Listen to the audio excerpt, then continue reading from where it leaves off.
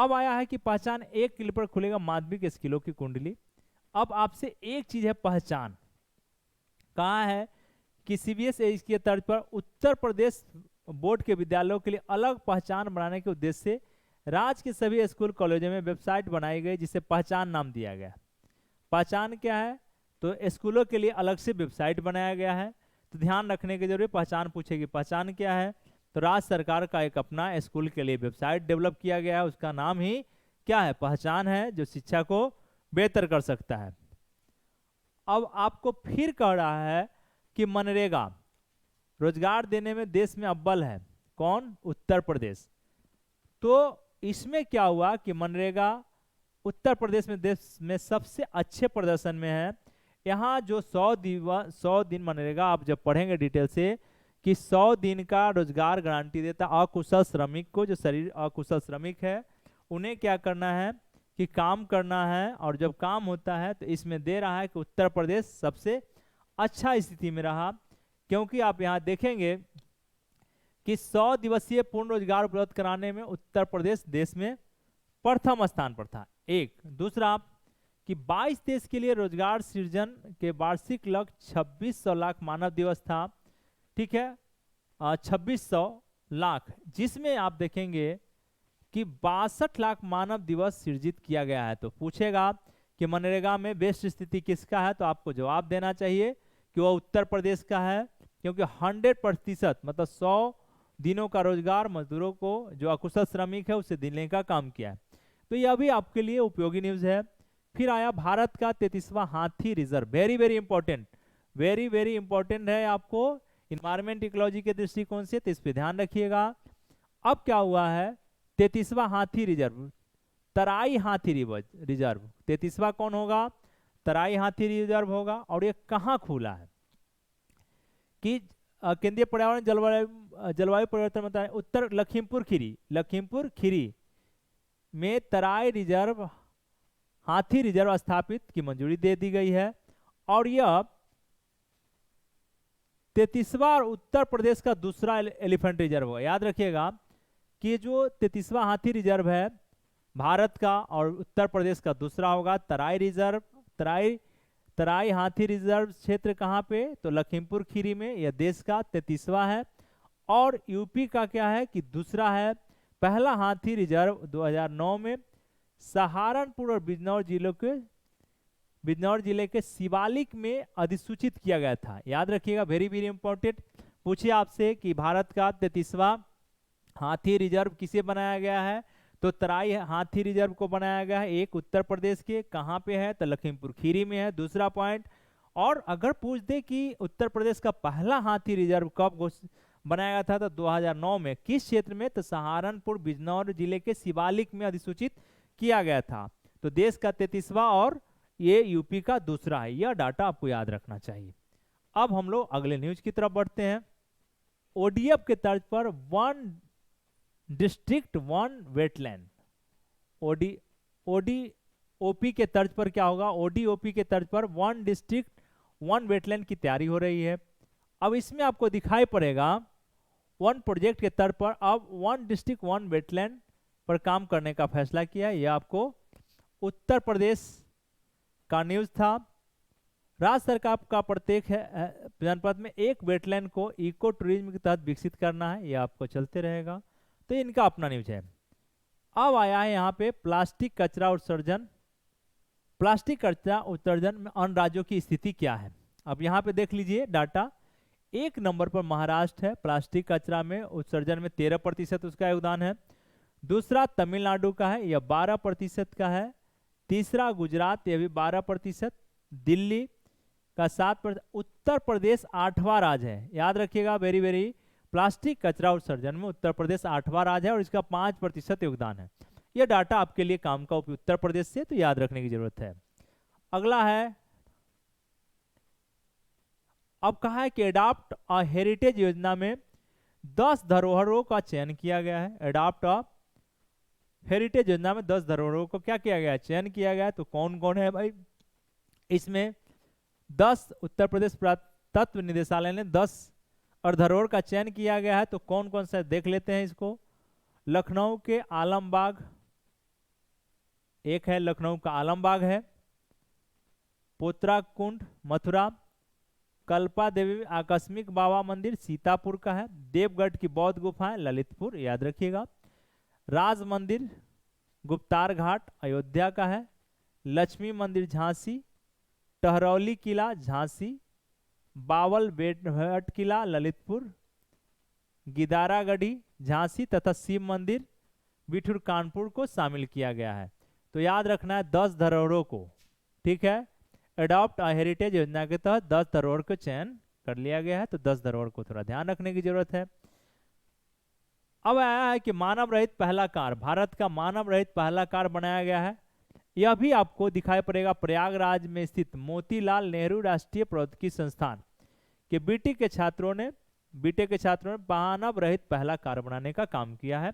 तो याद रखिएगा कि यह पूछ दे कि मानव रहित पहला कार कहाँ बना है, तो उत्तर प्रदेश के प्रयागराज में। कहाँ बना है? प्रयागराज में। बस आपको इतना याद रखने की जरूरी है। अब आया काशी तमिल संगम, यह भी न्यूज आपको उत्तर प्रदेश के रिलेटेड है, काशी तमिल संगम। अब इसमें क्या है कि यह आपको 19 दिसंबर 22 तक चलने वाला संगम का उद्घाटन हमारे प्राइम मिनिस्टर साहब ने किया। अब इसका उद्देश्य है कि फिर से पुराना जो तमिल का जो क्षेत्र है, संगम वाला एरिया है, उसका और काशी के क्षेत्रों का जो पुराना संबंध है उसे क्या करना है कि मजबूत करना है। तमिल काशी के बीच सदियों पुराने संबंधों को उत्सव के रूप में मजबूत करना और खोज करना। इस कार्यक्रम के दौरान पीएम ने एक पुस्तक तिरुक्कुरल का 13 भाषाओं में क्या किया है कि अनुवाद कराया गया। तमिल संगम एक भारत श्रेष्ठ भारत के तहत आयोजित किया गया था, यह भी ध्यान रखिएगा। एक भारत श्रेष्ठ भारत के तहत इसका आयोजन किया गया था, यह डाटा आपको याद रखना चाहिए। अब क्या हुआ है कि लखनऊ, कानपुर नगर और वाराणसी में पुलिस आयुक्त प्रणाली को लागू कर दिया गया है। अभी आपको अभी नया डाटा है 14 नवंबर 2022 को लखनऊ, कानपुर नगर और वाराणसी पुलिस कमिश्नरों के पुनर्गठन की मंजूरी दे दी गई है। तो यह आपको ध्यान रखने की जरूरत है, बस यह डाटा आपके लिए। अब आया कि मथुरा में रसखान और ताज बीबी के मकबरे का कायाकल्प होगा। तो रसखान साहब और ताज बीबी ये दोनों कृष्ण भक्त थे। मुस्लिम समाज से आने के बावजूद भी इन लोगों ने कृष्ण भक्ति में, अपनी सूफी संत थे लेकिन कृष्ण भक्ति में अपने पहचान बनाने का काम किया। तो आपको दिखाई पड़ेगा कि रसखान या सैयद इब्राहिम खान या कृष्ण भक्त थे, कोई दिक्कत नहीं यहाँ पे। 16वीं शताब्दी के सूफी मुस्लिम कवि जिनका जन्म अमरोहा या हरदोई में हुआ था, अब कृष्ण के अनुयायी बन गए। अब इन्होंने क्या किया कि रसखान साहब ने कुछ साहित्य की रचना की जिनका नाम है श्रीमद् भागवत गीता का फारसी अनुवाद किया, और इनके 2 कविता संग्रह है सुजान रसखान और प्रेम वाटिका।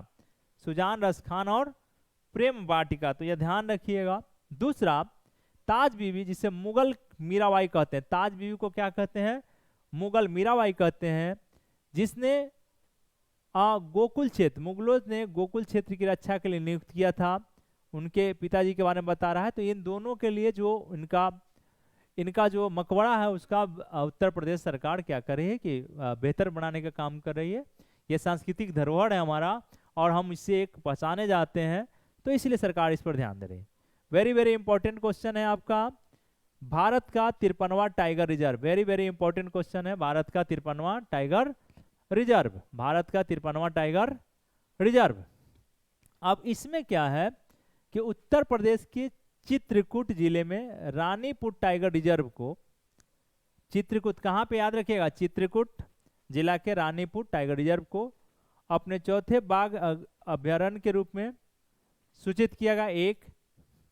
यह देश का 53वां और राज्य का चौथा टाइगर रिजर्व होगा। यह जो आपको रानीपुर टाइगर रिजर्व है जो कि न्यूज बता रहा है, वह देश का 53वां टाइगर रिजर्व होगा और राज्य का चौथा टाइगर रिजर्व। कितना होगा? राज्य का चौथा टाइगर रिजर्व होगा। इसमें दुधवा, पीलीभीत और अमनगढ़ के अलावे क्या होगा कि रानीपुर चौथा ऐसा टाइगर रिजर्व होगा उत्तर प्रदेश का। और यूपी का, भारत का क्या होगा? 53वां होगा रानीपुर टाइगर रिजर्व। यह आपको चित्रकूट जिला में, कहाँ पे है? चित्रकूट जिला में। तो यह डाटा आपके लिए उपयोगी हो जाता है। बढ़ते हैं अगले न्यूज की तरफ। एशिया की पहली पैथोजन डिडक्शन मशीन। ठीक है, अब ये कहाँ लगा है? तो लखनऊ स्थित किंग जॉर्ज चिकित्सा विश्वविद्यालय में थोरेसिक सर्जरी। और ये बताना है आपको पैथोजन रिडक्शन मशीन कहाँ लगाया गया है, तो ये एशिया का पहला है कहाँ? लखनऊ में। बस इतना याद रखिएगा। अब न्यूज है logistic ease across different states LEADS survey. यह आपको वेरी वेरी इंपॉर्टेंट क्वेश्चन है, आपको ध्यान रखने की जरूरी है। अब कह रहा है कि उद्योग संवर्धन एवं आंतरिक व्यापार विभाग के तहत इसे क्या किया गया है कि सर्वे में उत्तर प्रदेश को अचीवर श्रेणी में, किस श्रेणी में रखा गया है? उत्तर प्रदेश को अचीवर श्रेणी में रखा गया है। लॉजिस्टिक इस मामले में उत्तर प्रदेश के अलावा हरियाणा, पंजाब, हिमाचल प्रदेश, उत्तराखंड, तेलंगाना, आंध्र प्रदेश जैसे 15 राज्यों को अचीवर श्रेणी में रखा गया है। देश में राज्यों के बीच लॉजिस्टिक सुविधा को लेकर प्रतिस्पर्धा का माहौल करने के लिए लीड सर्वे कराया जाता है, यह भी ध्यान रखने की जरूरी है। तो इसमें आपको पूछ देगा कि ये जो survey logistic ease across defence states का जो सर्वे हुआ है लीड्स द्वारा, उसमें उत्तर प्रदेश को कहाँ रखा गया है? तो आपको जवाब देना है अचीवर्स के रूप में। कहाँ रखा गया है? अचीवर्स के रूप में। अब कहा कि प्लास्टिक कचरा उत्सर्जन में उत्तर प्रदेश का 8वां स्थान। कौन सा स्थान है? 8वां स्थान है। अब इसमें देखेंगे कि प्लास्टिक अल्टरनेटिव रिपोर्ट अक्टूबर जारी किया है देश में क्या हुआ है कि प्लास्टिक अल्टरनेटिव रिपोर्ट 2022 के अनुसार जो 27 अक्टूबर 22 को जारी किया गया था, इसमें स्पष्ट किया गया कि प्लास्टिक कचरा उत्सर्जन के मामले में उत्तर प्रदेश 8वें स्थान पर है। किस स्थान पे है? 8वें स्थान पर आपको दिखाई पड़ेगा, यह ध्यान रखिएगा। इसके साथ साथ प्रथम स्थान पर आपको महाराष्ट्र है, यहां पे ध्यान रखने की जरूरी है। अगर प्रति व्यक्ति कचरा निकालने की बात अगर पूछ दे तो आपको बताना है कि सर प्रति व्यक्ति कचरा सबसे अधिक कोई अगर राज्य निकाल रहा है तो गोवा है 1 नंबर पे। उत्तर प्रदेश से आपसे पूछ दे कि प्रति व्यक्ति कचरा निकालने में उत्तर प्रदेश का क्या स्थान है, तो 28वें नंबर पर है। कौन सा? 28वें नंबर पर है। और सबसे कम प्रति व्यक्ति प्लास्टिक कचरे का उत्सर्जन नागालैंड, सिक्किम और त्रिपुरा शीर्ष स्थान पर है। यह ध्यान रखने की आपको आवश्यकता है। एक और अगला न्यूज है आपका स्वच्छता सर्वेक्षण 2022। ठीक है, अब इसमें कहा है कि 1 अक्टूबर 2022 को जारी स्वच्छता सर्वेक्षण 22 के रैंकिंग में कि 10 लाख से अधिक आबादी वाले शहरों में अगर आप देखेंगे तो अब इसमें क्या हुआ है कि राजधानी लखनऊ को पीछे छोड़ते हुए कि गाजियाबाद प्रथम स्थान बनाया है और पहला और देश में 12वां स्थान पर आया है। ठीक है, अब क्या होगा कि स्वच्छता के सर्वेक्षण जो रिपोर्ट आया है देश में पहला स्थान गाजियाबाद का, और राज्य में गाजियाबाद का लखनऊ को पिछाड़ते हुए गाजियाबाद पहले स्थान पर और देश में वो 12वें स्थान पर है, क्योंकि सर्वश्रेष्ठ रैंकिंग इसको दिया गया है। और इससे पहले 21 में क्या था? दूसरे स्थान पर था। अब 10 लाख से अधिक आबादी वाले शहरों में गाजियाबाद के बाद मेरठ, प्रयागराज, लखनऊ, वाराणसी, आगरा और कानपुर का स्थान आता है। ठीक है, देश के 15 स्वच्छ शहरों में उत्तर प्रदेश के 75 जिला में आपको दिखाई पड़ेगा कि गाजियाबाद और मेरठ शामिल है। गाजियाबाद 12वें और मेरठ 15वें स्थान पर। ध्यान रखिएगा, गाजियाबाद का कौन सा स्थान मिला हुआ है? 12वें, और मेरठ को कौन सा स्थान मिला है? 15वें स्थान पर मिला हुआ है। तो ये आपको ध्यान रखने की आवश्यकता है। अब इसी से रिलेटेड जो स्वच्छता वाला हम लोग जो कर रहे थे कि ओवरऑल रैंकिंग में उत्तर प्रदेश की स्थिति पिछले वर्ष की तुलना में बिगड़ी, क्योंकि 21 में सर्वेक्षण में आपको दिखाई पड़ा कि यूपी का 6वां स्थान था, लेकिन 22 में क्या हुआ है कि आपको 10वें पोजीशन पर स्वच्छता सर्वेक्षण में कौन सा पोजीशन हो गया? देश में 10वां पोजीशन। आपको दिखाई पड़ेगा कि 1 लाख से कम आबादी वाले शहरों में बिजनौर को सर्वश्रेष्ठ गंगा शहर में पहला स्थान मिला है। गंगा शहर, गंगा के आसपास में जो बसा हुआ शहर है। वहीं 1 लाख से अधिक आबादी वाले गंगा शहरों में वाराणसी को दूसरा स्थान मिला हुआ है। तो यह भी ध्यान रखने की आवश्यकता है। अब एक और जो न्यूज था आपका राज्य योजना आयोग। देखिए, राज्य योजना आयोग का अब क्या किया गया है कि इसका नाम बदल दिया गया है। अब ध्यान रखिएगा, वेरी वेरी इंपॉर्टेंट क्वेश्चन है आपका क्योंकि संविधान से रिलेटेड है उनका, तो इसको ध्यान रखने की जरूरत है कि राज्य योजना आयोग का नाम अब कर दिया गया है राज्य परिवर्तन आयोग। क्या नाम कर दिया गया? राज्य परिवर्तन आयोग। उत्तर प्रदेश की जो कैबिनेट की बैठक हुई उसमें लिया गया कि राज्य योजना आयोग का नाम बदलकर अब राज्य परिवर्तन आयोग कर दिया जाए, और ऐसा कर दिया गया है। इसमें देखेंगे कि इसमें मुख्यमंत्री तो नेतृत्व करेंगे ही, जबकि वित्त मंत्री होंगे, 2 डिप्टी सीएम होंगे, कृषि मंत्री, समाज कल्याण मंत्री, पंचायती राज विकास मंत्री, औद्योगिक विकास, जल शक्ति और शहरी विकास मंत्री इसके सदस्य होंगे। इतने लोग सदस्य होंगे। नेतृत्व इस राज्य परिवर्तन आयोग का नेतृत्व मुख्यमंत्री करेंगे, लेकिन अन्य लोग जो होंगे इसमें सदस्य होंगे, तो थोड़ा ध्यान रखने की जरूरत है। एसटीसी जो राज्य परिवर्तन आयोग होगा, इसका उपाध्यक्ष, वेरी वेरी इंपॉर्टेंट, पूछेगा उपाध्यक्ष कौन होंगे? अर्थशास्त्री या सामाजिक वैज्ञानिक। कौन होगा? अर्थशास्त्री या सामाजिक वैज्ञानिक होगा। अर्थशास्त्री या सामाजिक वैज्ञानिक होगा, यह भी ध्यान रखने की जरूरत है। इसके साथ साथ अन्य सदस्यों के बारे में बस आपको पूछ दिया जाए कि जो अभी जो योजना राज्य योजना आयोग का नाम बदलकर राज्य परिवर्तन आयोग किया गया, तो इसमें क्या हुआ है? तो इसमें आपको जवाब देना है कि सर देखिए, इसका नेतृत्व मुख्यमंत्री करेंगे, और इसके साथ साथ मुख्यमंत्री तो करेंगे ही, साथ में आपको दिखाई पड़ेगा कि इसमें वित्त मंत्री, उप मुख्यमंत्री, आपको औद्योगिक मिनिस्टर, ये सारे लोग मेंबर होंगे। लेकिन इसका उपाध्यक्ष होगा, कोई उपाध्यक्ष अगर होगा तो अर्थशास्त्री या सामाजिक वैज्ञानिक ही होंगे। ये आपको ध्यान रखने की जरूरत है। अब इसमें आयोग ने गैर सरकारी सदस्य भी होंगे, जो सामाजिक क्षेत्र, कृषि और अर्थव्यवस्था का विशेषज्ञ होंगे। अगर यह आपको दिखाई पड़ेगा गैर सरकारी सदस्य। मनोनीत सदस्यों का कार्यकाल 3 वर्ष का होगा। कितना होगा? मनोनीत सदस्य का 3 साल का, इसे 2 वर्ष तक बढ़ाया जा सकता है। अब उत्तर प्रदेश में योजना आयोग का गठन, वेरी वेरी इंपॉर्टेंट, 24 अगस्त 1972 को। अब इसे भारत में योजना आयोग का 15 मार्च 1950 होता है, उसी तरीके से यहाँ 24 अगस्त 1972 को आपको राज्य में योजना आयोग का गठन किया गया था। यहाँ पे ध्यान रखिएगा। अब इसका नाम क्या हो गया? राज्य योजना आयोग का नाम बदलकर आपको दिखाई पड़ा राज्य परिवर्तन आयोग, राज्य परिवर्तन आयोग। अब आया अगला जो न्यूज था, यूपी में विधानमंडल की महिला विशेष सत्र। यह ध्यान रखना है 22 सितंबर 2020 को पहली बार, आपको ध्यान रखना है डेट, 22 सितंबर 2022 को, 22 सितंबर 2022 को पहली बार महिला केंद्रित दिवस, कौन सा केंद्रित? महिला केंद्रित दिवस का आयोजन किया गया है, क्योंकि सारे इशू इसमें महिलाओं से रिलेटेड था। तो ध्यान रखना है कि विधानमंडल में महिला विशेष सत्र का आयोजन कब हुआ है? तो 22 सितंबर 2022 को। यह आपको डाटा याद रखने की आवश्यकता है। अब आया अंतर्राष्ट्रीय डेयरी महासंघ विश्व डेयरी सम्मेलन 2022।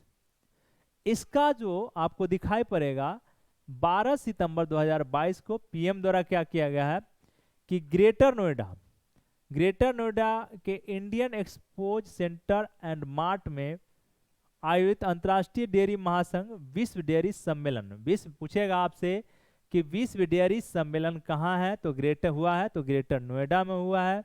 यहाँ पे आपको ध्यान रखना है।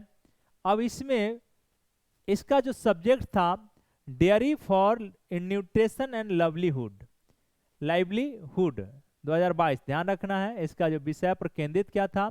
डेयरी सम्मेलन 2022 का, जो आपको ग्रेटर नोएडा में हुआ, इसका और पीएम द्वारा उद्घाटन किया गया था। इसका विषय था dairy for nutrition and livelihood.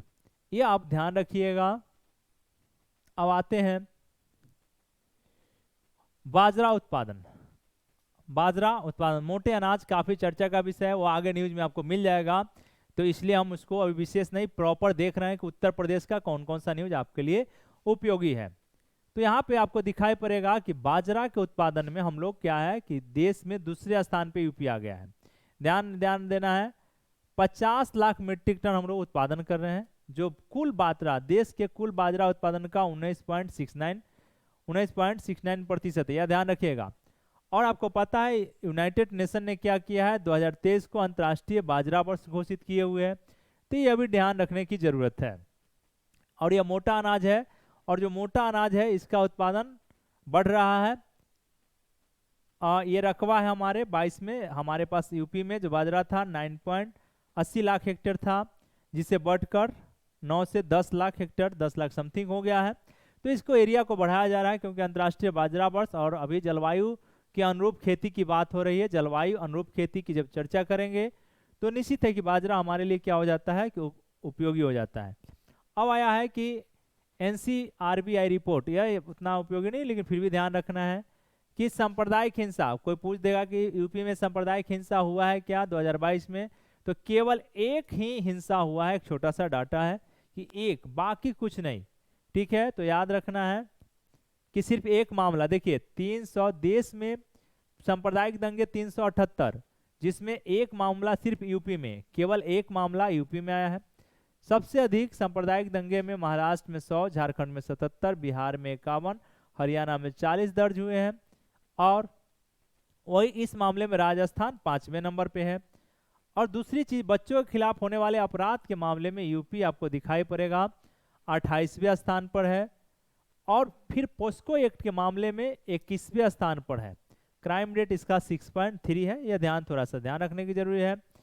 तो छोटा छोटा डाटा था, इससे रिलेटेड हमने आपको बताया है। इस पेज पर न्यूज था हिरासत में मौत में उत्तर प्रदेश अव्वल है। अब यहाँ हिरासत में सबसे अधिक मौत आपको दिखाई पड़ रहा होगा, तो यह ध्यान रखिएगा।